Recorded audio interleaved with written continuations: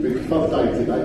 There's all sorts of organising going on, not just here, but we've got all the bunting up in the pub and everything today as well. Yeah, all good fun. A strange email message from the brewery saying they're going to pick up 2 strong bags that were delivered accidentally, and they've already got them. It's like, no.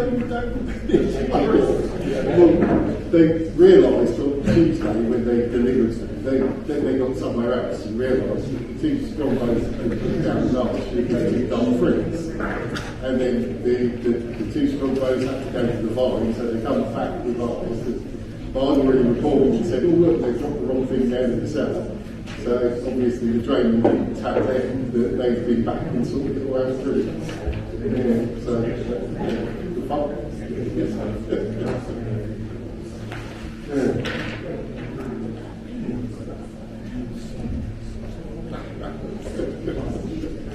Scribble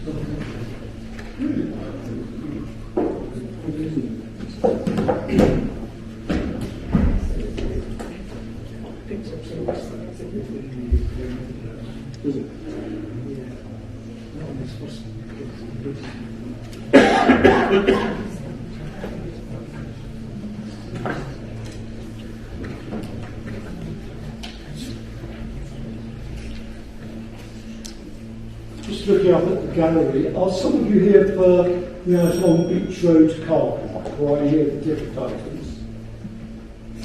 Just in general. General. You I know. But How about the 3 of you in any particular item? No one. I thought someone was coming to Beach Road car park, and I was going to say I'd take that first, but here in general we'll keep to the agenda. At this point, probably 60 Beach Road residents. we'll walk in, please. Peter, just a quickie, can I 5 minutes after? And depending on how long we go on, what kind of mood I'm in at the end of it. It's only 5 minutes. Sure. It's nothing major. If you can ask Stephen not to talk too much, we'll get over in decent time. We're just waiting for 2 of the officers, so soon they'll join us. They're on the excellent. One of them's the committee clerk, who's not Are you joining us? Yeah,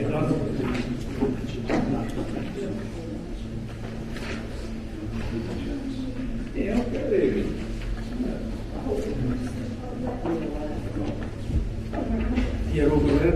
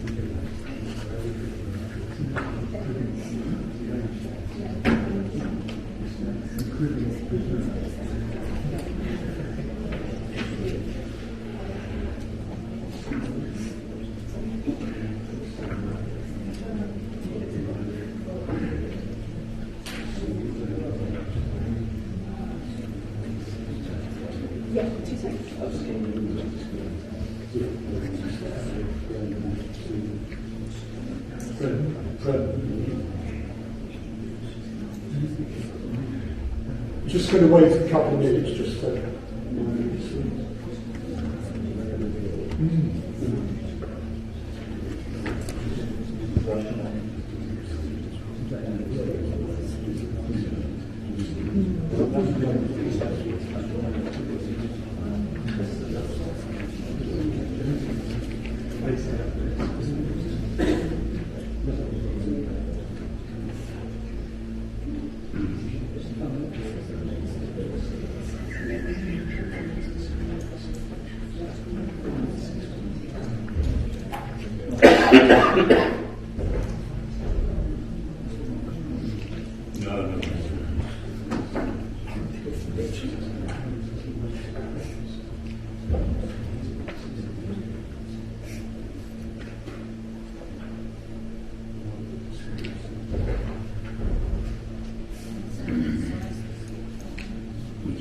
Just wait for the police to come back and then start. Sorry.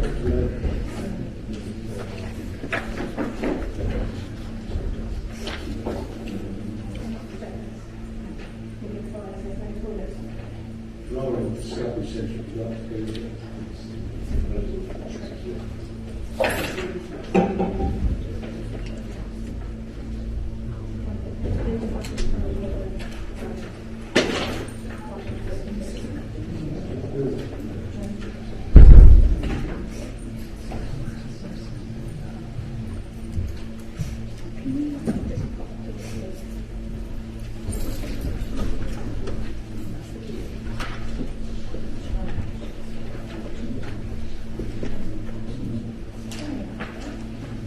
Okay, well, apologies members for the slightly late start and the croaky voice as well. Hopefully the coffee will see through it. Welcome to tonight's meeting of Policy and Organisation Board. Hopefully you can all hear me okay. I think it's the first board since the election, so the start of a new and very exciting era for Gosport, with a lot of new policies coming forward. Some of them tonight, good times ahead, hopefully. Apologies for non-attendance. I have apologies from the Mayor tonight, who is at an antisocial behaviour meeting in Hardway. I haven't got any fire regulations to read, but looking at most of you upstairs, if you've got an agenda, they are on one page there, and it just basically says, in the event of the fire alarm sounding, please leave the room immediately. Proceed downstairs by way of the main stage or as directed by GBC staff, and follow any of the emergency exit signs. People with disability or mobility issues, please identify yourself to GBC staff who will assist in your evacuation of the building. Basically leave before we get a chance to, and hopefully it will never need to arise. We've got quite a few items on the agenda tonight, but before moving to the agenda proper, one item missing was election of Vice Chairman. So I'll take that before we go on to declaration of interest. I'd like to propose Councillor Highlands as the Vice Chairman. Have I got a seconder, please? Seconded by Councillor Marshall. Those in favour, please show. That's 4. Those against? Right, so you're abstaining, are you, Councillor? You're abstaining or voting against? I will go with your choice. Right, it's 4 and 3 either abstaining or against, I'm not quite sure. We do indeed have the numbers well spotted. Declarations of interest. There's a declaration of interest from Councillor Highlands on item 12, assets of community value, the 2 relating to public houses. And that is a financial interest, so Councillor Highlands will leave the room and take no part in discussions on that. But it's okay to speak on the other asset of community value, the criterion. There are declarations of interest from Councillors Pepper, Marshall and myself, non-financial interest in all 3 assets of community value, partly because it's the Liberal Democrats who submitted an application, although not with our names on it, I should stress. And partly we all at times have drinking in those pubs, as probably the three of you have as well. And if you haven't, shame on you. So those are non-financial interests. Are there any more declarations of interest on any items? No. With regard to the criteria, because once again, Personal. Yeah, that's that. Yes, apologies, that's personal, non-financial. Being my first meeting in the chair for a very considerable time, I apologise in advance for any mistakes I make, and I'm sure Councillor Burgess, having recently occupied this chair, will help me out in any way he can. Item 3, minutes of the meeting of the board held on the 17th of March. Can I take those as read and approved? Any queries? No? All okay? Thank you very much.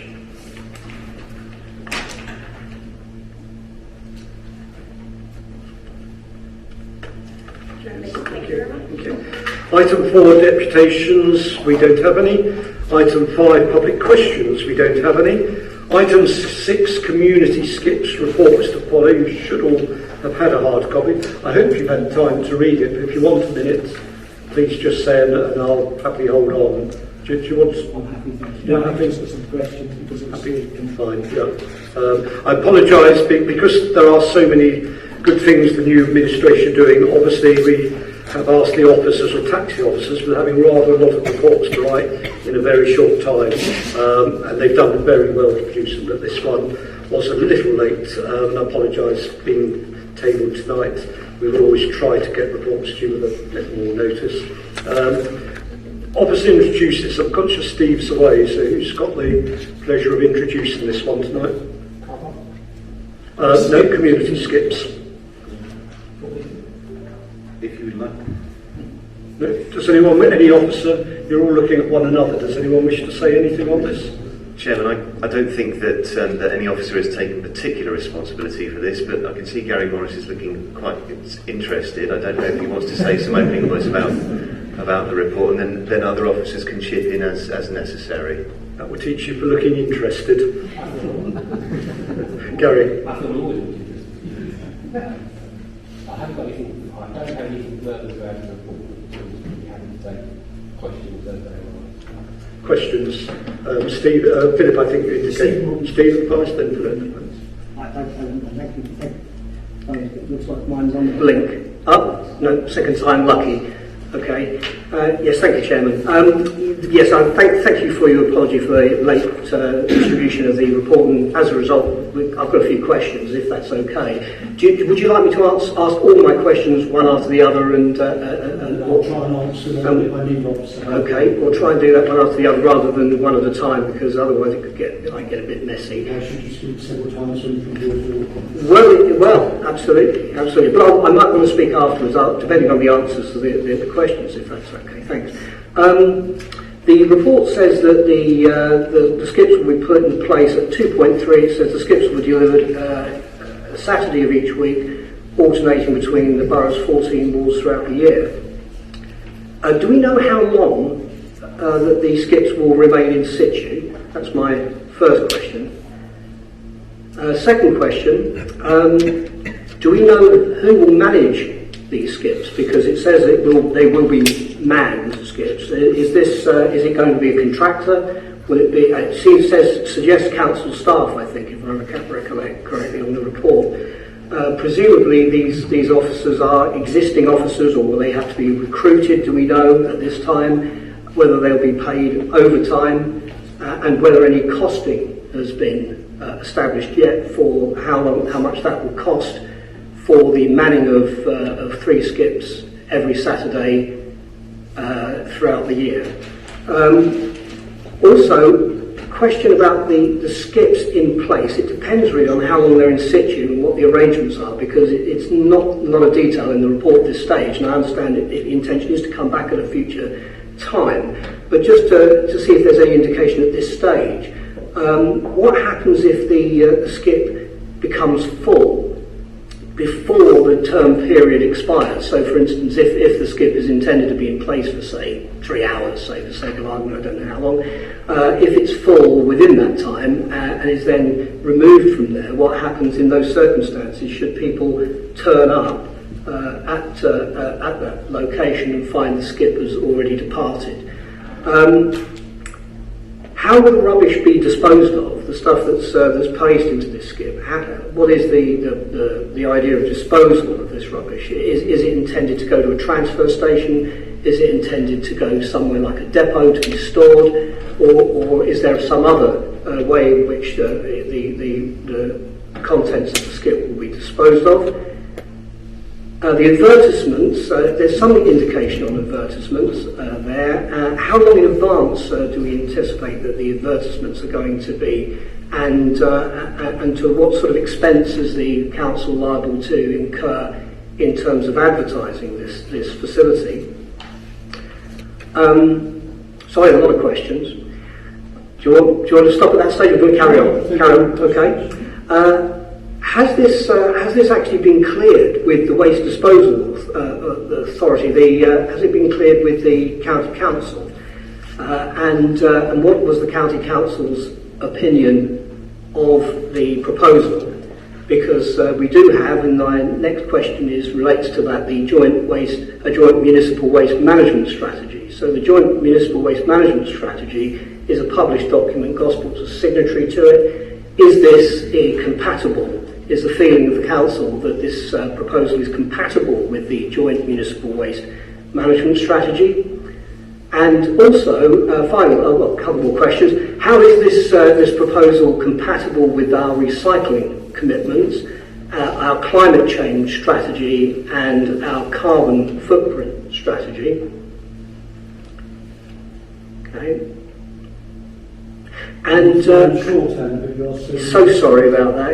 Yes, I did say there was a few questions. Has competition law been considered in this matter? So, for example, companies that already provide skips and charge for that facility, have they been consulted? Is there intention of consulting those companies? And do we have any intelligence on what the opinion of those companies may or may not be at this stage? And finally, really, the question is, what is meant by equivalent savings, and do you have any indication at this stage as to where you might be thinking about getting those equivalent savings from? So there's a lot of questions there. Apologies for all those. Quite happy to come back on any of them for clarification, because there was quite a lot there being fired at you, Chairman, all at once. Thank you. I wouldn't expect anything less from you than a lot of questions. I'll try and answer them all, and if you wish to come back, please do. How long in situ? The plan is it will be 1 day, something like 9 to 5. It may be 8 to 4. It may be 9 to 6, whatever. So the idea is it will be a 1 day. So skips will not be left overnight, because if they were left overnight, obviously there's risk that other people would dump whatever in them when they're not manned. Since we did the scheme before, which you and I will recall, the restrictions on what can be deposited and what can't, particularly hazardous waste, have changed significantly, and that's why we don't think we can do, much as we'd love to, the kind of scheme we did before, where we left a skip on the road for 2 days for any 6 residents who wanted it. If we did that, it could have anything deposited in it, and it may be the contractors would refuse to take away. So it needs to be more closely managed. That's why we're looking at 1 day at a time. We talked about 3 skips. That would need to be flexible, because, as you said, what would happen when they're full? Some of us ran a similar scheme a few years ago, and what we did then was to make sure there was a supply of skips with the contractor. So if they were filling up, and none of us know how popular it will be until we do it, but a skip will be taken away when full, another one would appear in place. That obviously might have an effect on costs in due course. So when we go ahead with this, we will obviously be keeping it under review and seeing how it works. I think that answers question 3 as well as 1. We do need to have it will be a council officer there throughout to make sure that hazardous waste is not deposited in, and that includes things now like tyres and oil and so on. There is a limit to what can be deposited, so there needs to be an officer. We're not planning to recruit a new skips officer solely for this purpose. It would be existing staff. I can't say as yet whether there would be overtime or not. Officers do work at weekends, and it may be